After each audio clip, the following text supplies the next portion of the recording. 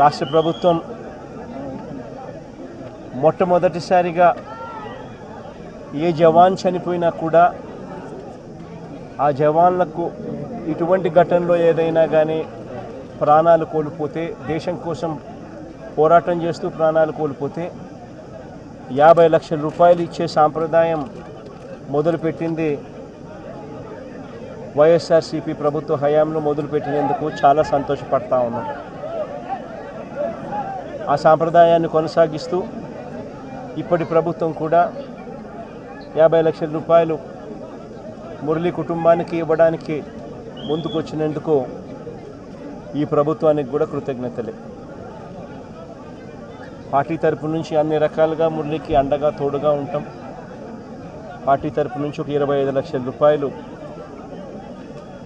YSR Congress party తరపు నుంచి అండగా ఉంటూ ఆ కుటుంబానికి తోడుగా ఉండే కార్యక్రమం చేస్తాం. మనిషిని తేలేకపోయినా కూడా తాను చేసిన త్యాగానికి అందరం కూడా అండగా తోడుగా ఉండే కార్యక్రమం అయితే ఖచ్చితంగా జరుగుతుంది. ఇలా కుటుంబానికి మంచి జరగాలని, చనిపోయిన మురళికి తన ఆత్మకు శాంతి కలగాలని దేవుణ్ణి మనసారా కూడా కోరుకుంటాము.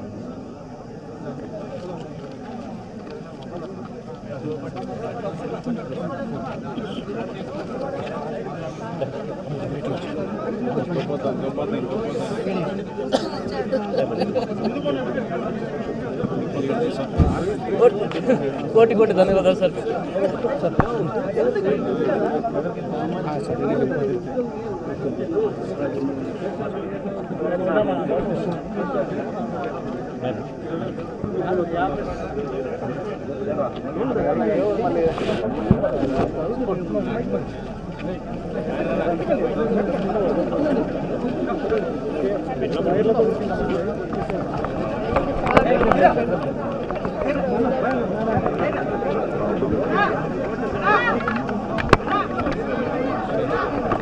వైర్ తీసుకో, ఇదిగో వైర్ వైర్ వైర్ వైర్ తీసుకో.